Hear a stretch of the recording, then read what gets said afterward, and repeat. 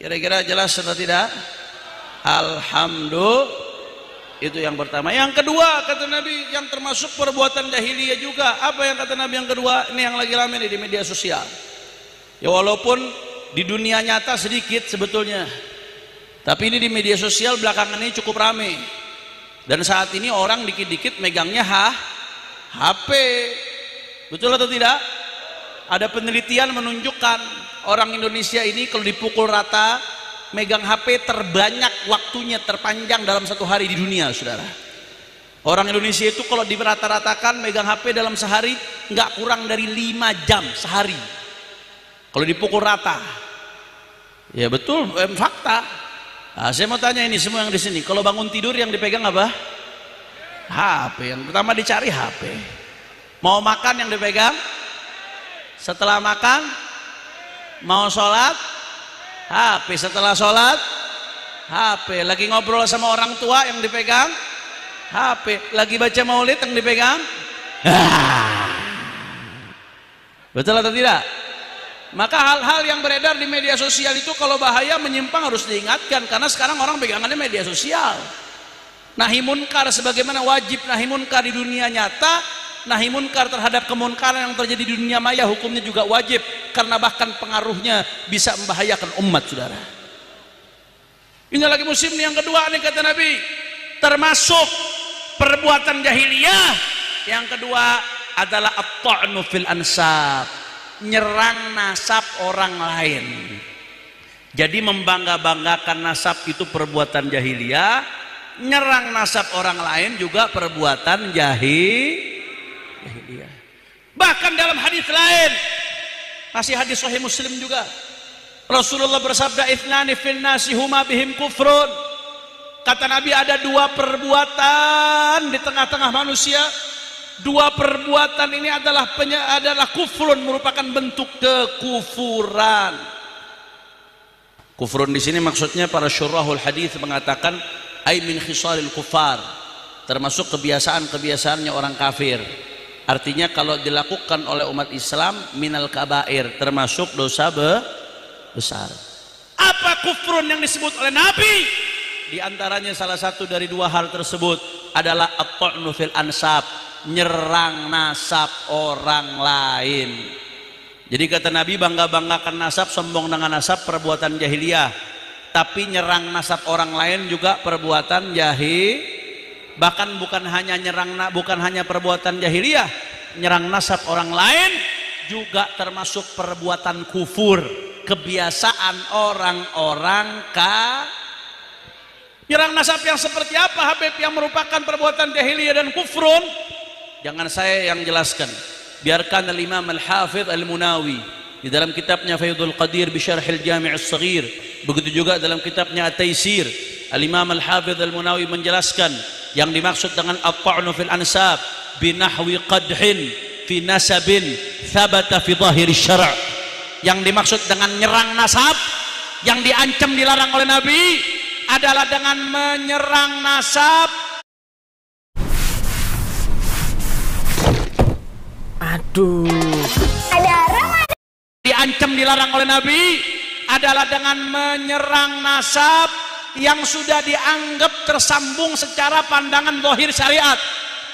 Kalau ada nasab menurut zahir syariat sudah dianggap nyambung, tahu-tahu diserang bi an yaqul huwa laisa min dzurriyyat fulan, ini si B bukan anak si A, si D bukan anak si C, padahal satu sumenep semuanya udah tahu si B itu anak A, si D anak C. Tahu-tahu datang orang yang belakangan mengatakan si B bukan anak A, si D bukan anak C. Itu namanya perbuatan ta'nu fil ansab, nyerang nasab, yang Nabi sebut perbuatan jahili. Jelas atau tidak? Jelas atau tidak? Hati-hati, banyak yang nggak paham ini, banyak anggap enteng, saudara, padahal ancamannya luar biasa dari Nabi. Tahdzir minan Nabi, nggak main-main, sampai Nabi sebut jahiliyah wa kufrun, Nabi sebut, saudara. Contohnya Habib, saya kasih contoh belakangan yang lagi rame nih, masalah habaib Pak Alawi di media sosial. Bibit-bibitnya sudah mulai muncul, Saya bahas ini bukan buat bangga-banggakan nasab, karena kalau saya mau bangga-banggakan nasab saya nggak bakal bahas hadis yang pertama, saudara. Putu saya. Kalau mau bangga-banggakan nasab saya bahas hadis yang pertama tadi, jahiliyah bangga-banggakan nasab. Saya bahas ini bukan untuk minta pengakuan, enggak. Pengakuan itu datangnya dari ulama, dari para ulama, dari Syekhona Khalil Bangkalan dan ulama-ulama besar yang lainnya, saudara. Tapi saya bahas ini karena kesian kalau ada umat yang sampai jatuh dalam dosa ta'an fil nasab. Kesian dia jatuh dalam dosa tanpa disadari, saudara. Belakangan ini ada orang-orang yang muncul belakangan baru mengatakan itu yang namanya Ubaidillah bukan anak Ahmad bin Isa, habaib terputus nasabnya dari Rasulullah sallallahu alaihi wasallam. Padahal Pak Bu, itu yang namanya habaib nasabnya diakui dari dulu oleh para ulama. Saya saja, saya orang butuh, orang butuh. Saya santri Khuwaidimul Ilim, Tuwailibul Ilim, santri cilik. Saya ngumpulkan tuh referensi kitab-kitab yang mengakui keabsahan nasab Alawi atau status mereka sebagai Husaini atau status mereka sebagai Ashraf dan Sada. Saya kumpulkan itu dari kalangan non habaib. Itu nggak kurang dari 140 kitab, saudara. Belum lagi kemarin ada dari Oman itu seorang sayyid peneliti Al Ibrahim, itu dia ngumpulin nggak kurang dari 180 kitab yang isinya dalamnya pengakuan para habaib sebagai dzurriyyatnya baginda Nabi besar Muhammad, dan itu dari berbagai madhab ulamanya. Ada ulama yang dari madhab Hanafi seperti Asy-Syarji Az-Zabidi, pengarang At-Tajridus Sharih, dalam kitab beliau Tabaqatul Khawas Ahli Sidqi wal Ikhlas, panjang lebar bahasa habaib diakui, saudara. Al-Imam Murtadha Az-Zabidi Al-Hanafi, pengarang Ithaf Sada Al-Muttaqin bi Syarh Ihya Ulumuddin, pengarang kitab Tajul Arus bi Syarhil Qamus, itu mengakui soal nasab habaib Alawi, saudara. Bahkan sampai nulis kitab Ar-Raudhul Jali fi Nasabi Bani Alawi. Bahkan beliau punya sanad musalsal, hadis musalsal melalui Ba'alawi bersambung sampai Rasulullah sallallahu alaihi wasallam. Dan masih banyak ulama Hanafiyah. Dari ulama Maliki ada Al-Imam Al-Ayyashi dalam rihlahnya Al-Ayyashi, ada Al-Fasi, saudara. Ada Abuya Syekh Muhammad bin Alwi Al-Maliki, yang semua santri-santrinya tahu bagaimana pengakuan Abuya terhadap nasab Sada Al-Abi Alawi dan bagaimana hubungan Abuya Syekh Muhammad bin Alwi Al-Maliki dengan Sada Al-Abi Alawi, sampai mantunya Abuya banyak yang dari Sada Al-Abi Alawi, saudara. Dan masih banyak lagi dari kalangan Syafi'i. Wah, kalau Syafi'i nggak kehitung udah. Ada Imam Ibnu Hajar Al-Haytami dalam sabatnya mengatakan Sada Al-Bairu adalah Alul Bait, kata Ibnu Hajar. Ada Al-Imam As-Sakhawi dalam kitabnya Ad-Daw'ul Lami'. Belum lagi ulama-ulama internal Hadramaut. Ada Al-Imam Husain ada Al-Imam Al-Khatib Abdurrahman Al-Khatib. Begitu juga ada Ba Makhramah. Belum lagi Asy-Syarqawi yang ngarang Hasyiah Syarqawi, itu dalam tabaqatnya beliau, Tabaqatus Syafi'iyah, ketika menyebutkan Sada Ba'alawi beliau sebut dengan istilah Al-Husaini, cucunya Sayyidina Husain.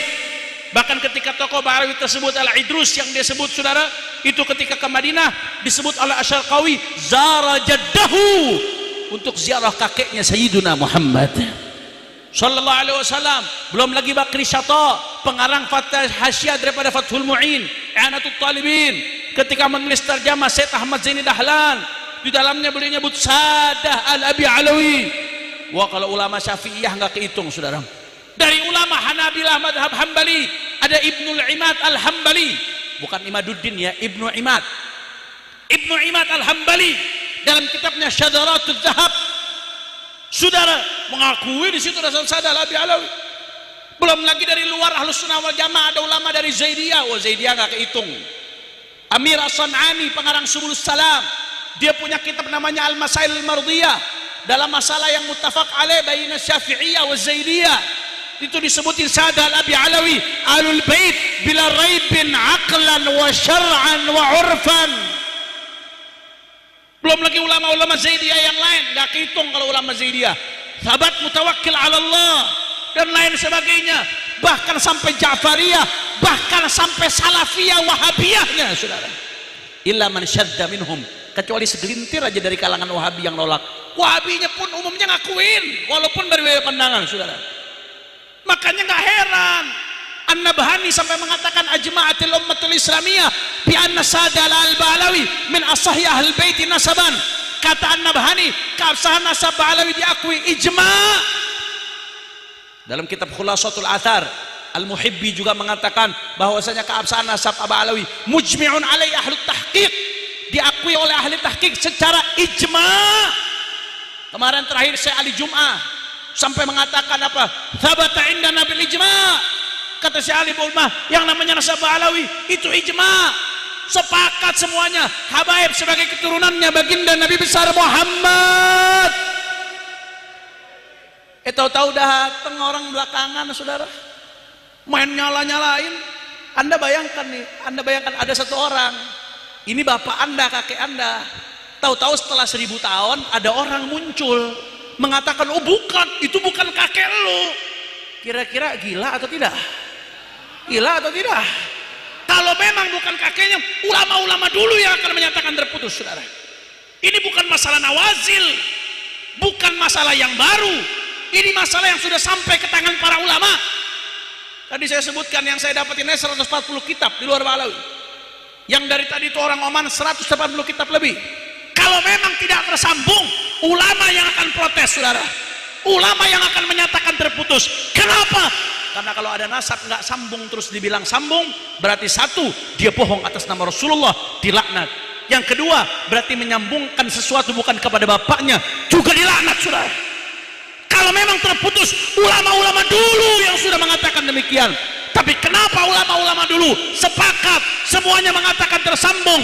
Karena mereka dengan ilmu nasabnya, ilmu syariatnya, ilmu sejarahnya mengatakan ini sudah sah, tersambung. Yang mengatakan putus baru datang orangnya hari ini, saudara. Tetapi sebelumnya saya tidak bosan-bosan untuk mengingatkan kepada kaum muslimin di Indonesia, wabil khusus saudara-saudara saya, warga Nahdliyin dan Nahdliyat, bahwa klan Ba'lawi bukanlah keturunan baginda Nabi besar Muhammad SAW, karena tidak terbukti sebagai keturunan Nabi Muhammad, baik dari sisi ilmu nasab, ilmu sejarah, ataupun ilmu biologi. Dari 3 kesimpulan ini, haram bagi umat Islam meyakini Ba'lawi sebagai keturunan Nabi. Tidak boleh lagi husnudonan terhadap nasab Ba'lawi ini, karena husnudon itu adalah untuk sesuatu yang tidak jelas. Sedangkan batalnya nasab Ba'lawi ini sudah jelas, konklusif, DNA-nya bukan DNA Arab, apalagi dia ini turunan Nabi, DNA Arab aja bukan. Demikian apa yang telah disebutkan oleh para ahli DNA, para ahli biologi. Saya hanya mengutip, dan kutipan saya bisa untuk diverifikasi. Kata Mas Rumel, in kunta naqilan fasihah wa in kunta mudda'iyan fadalil. Saya menukil Dr. Sugeng Sugiarto, saya menukil dari Dr. Ari Keim, bahwa Ba'lawi ini, wahai saudara-saudaraku umat Islam di mana saja berada, wabil khusus saudara-saudara saya dari NU, bahwa berdasarkan penelitian dari pakar biologi, klan Ba'lawi yang panggil Habib ini, jangankan sebagai keturunan Nabi, orang Arab saja bukan. Maka sesudah terang benderang seperti matahari di siang hari, dalil-dalil yang menyatakan batalnya dari klan Ba'lawi ini, husnudon itu tidak lagi dibolehkan. Haram hukumnya husnudon kepada nasabnya Ba'lawi sebagai keturunan baginda Nabi besar Muhammad SAW. Jangan main-main, ini keturunan Rasulullah. Bermain-main dengan nasabnya baginda Nabi, menyakiti Nabi Muhammad SAW dengan memasukkan orang-orang yang bukan keturunan sebagai keturunannya, bahkan membelanya dengan kedustaan dan kebohongan. Na'udzubillah summa na'udzubillah min dzalik. Dan batalnya nasab Ba'lawi ini tidak lagi membutuhkan fatwa sebenarnya dari orang-orang di Yaman, di Madinah, di Mesir, dimanapun, juga di Indonesia. Tidak perlu fatwa sebenarnya. Kenapa? Karena batalnya Ba'lawi ini dibatalkan oleh dirinya sendiri. Batalnya Ba'lawi dibatalkan oleh darahnya. yang darahnya telah diteliti, darahnya telah diperiksa bahwa darahnya bukan darahnya Nabi. Jadi bukan Imaduddin Utsman yang membatalkan Ba'alawi sebagai keturunan Nabi, bukan Mufti Yaman yang membatalkan Ba'alawi ini sebagai keturunan Nabi, bukan Dr. Yasin Al-Khalidari yang membatalkan Ba'alawi Habib-Habib ini sebagai keturunan Nabi, bukan Dr. Sugeng Sugiarto, bukan Dr. Ali Kain, tetapi yang membatalkan Ba'alawi sebagai keturunan Nabi besar Muhammad adalah darahnya sendiri yang sudah diperiksa bahwa darah Ba'alawi ini bukan darahnya baginda Nabi. Na'udzubillah summa na'udzubillah min dalik. Orang-orang yang menyambungkan darah bukan darahnya Nabi kepada Nabi. Neraka. Urusannya ini urusan neraka, Mas Rumi. Manin tasaba ila ghairi abihi wa huwa ya'lamu annahu ghairu abihi wal jannatu alaihi haram. Orang yang menisbatkan dirinya kepada bukan ayahnya, dia bukan turun Nabi, ngomong saya turunan Nabi. Wa huwa ya'lamu annahu ghairu abi, sedangkan dia mengetahui bahwa dirinya bukan anaknya dari ayah yang diakuinya itu, bal jannatu alaihi haram, maka surga baginya haram. Ba'alawi ini sudah tahu, 180 orang mereka sudah tes DNA, sudah tahu bahwa darahnya bukan darah Nabi. Wa huwa ya'lamu annahu ghairu abi. Kemudian orang-orang ini yang masih mendukungnya, mendukung mereka mengaku nasab yang bukan nasabnya itu. Maka ini merupakan al-i'anah alal maksiyah, bertolong menolong terhadap maksiat dan menyakiti Rasulullah dengan memasukkan kepada keluarga Rasulullah orang-orang yang bukan keluarga Rasulullah, memasukkan kepada turunan Rasulullah orang-orang yang bukan keturunan Rasulullah. Seperti haramnya orang menafikan keturunan Rasul sebagai keturunan Rasul tanpa ada dalil, begitu pula haram memasukkan orang yang bukan keturunan baginda Nabi besar Muhammad SAW sebagai keturunan Nabi. Maka oleh karena itu, sekali lagi kepada saudara-saudara saya, umat Islam, warga NU terutama, jangan lagi mengakui Ba'alawi sebagai keturunan Nabi besar Muhammad SAW. Dan yang dulu-dulu pernah mengakui, sekarang untuk bertobat dan berhenti mengakuinya. Tapi jangan sekali-kali hormati mereka sebagai keturunan Nabi, karena mereka bukanlah keturunan Nabi besar Muhammad SAW. Haram hukumnya orang yang menyebut bukan keturunan Nabi sebagai keturunan Nabi. Ini hukum. Jangan main-main dengan masalah turun Nabi besar Muhammad SAW. Kita umat Islam wajib mengikuti Nabi besar Muhammad SAW. Kita wajib mencintai ahli baitnya Nabi, Sayyidatuna Fatimah Zahra, Sayyiduna Ali, Hasan, Husain, dan seluruh istri-istri Nabi. Dan sekedarnya menghormati keturunan mereka, ahli baitnya Nabi hari ini. Sedikit saja lebih dari umat Islam yang lainnya. Dan perlu diketahui bahwa ahli baitnya Nabi di masa lalu itu kemudian menurunkan keturunan yang ada di hari ini, bukan hanya terbatas dari keturunan Sayyidina Hasan dan Sayyidina Husain, tapi juga keturunan daripada keluarga Bani Hashim dan Bani Muttalib. Mereka sama kedudukannya sebagai keturunan ahli bait yang tidak boleh memakan zakat. Lah kalau Ba'alawi, ya bukan. Dia bukan ahli bait, bukan keturunan ahli bait, bukan keturunan Bani Hashim, bukan keturunan Bani Muttalib. Jadi, sekali lagi masalah Mufti Yaman itu sudah tidak penting lagi. Karena yang membatalkannya orang Indonesia, Imaduddin Utsman, dan sekarang ratusan ulama yang mempercayainya, yang telah mengkaji sendiri, kemudian mereka mempercayainya. Jadi bukan mereka taklid pada Imaduddin Utsman, karena kitabnya saya sebutkan. Kemudian mereka membaca. Jadi mereka bukan taklid pada Imaduddin Utsman yang sekarang ini sudah membatalkan Ba'alawi. Tapi mereka berpikir karena logis, ilmu nasab, ilmu matematika. Bisa dilihat, ada kitabnya, oh ya nggak ada ini, batal. Oh dilihat ini hasil tes DNA-nya, di militer DNA. Oh asakab. G dilihat, oh orang mana ini, orang Arab bukan, batal. Gampang sekali kan. Bagi orang yang mau untuk mencari sedikit waktu, meneliti, berpikir sedikit saja, akan sama kesimpulannya dengan saya, Kang Mas Yusuf, bahwa Ba'alawi ini bukan turun Nabi. Ini bagi orang-orang yang mau berpikir sedikit saja. atau meluangkan waktu membaca buku saya yang hanya 20 lembar atau yang 30 lembar. Dia meluangkan waktu sedikit, insya Allah akan sama kesimpulannya. Dan dia bukan pengikut Imaduddin Utsman, tapi dia pengikut ilmu pengetahuan. Karena Imaduddin Utsman hanya menukil dari kitab-kitab nasab. Itu yang menyatakan bahwa Ahmad bin Isa tidak punya anak namanya Ubaid, tidak punya anak namanya Abdullah. Dari situ saja sudah ketahuan nasabnya batal, dan ulama tinggal melihat. Para kiai-kiai yang pintar baca kitab kuning di Indonesia ini banyak sekali, dan mereka sekarang kebanyakan sudah melihat. Kenapa? Karena kitabnya sudah di-share kemana-mana. Mereka bisa membaca, sekarang mereka menginsafi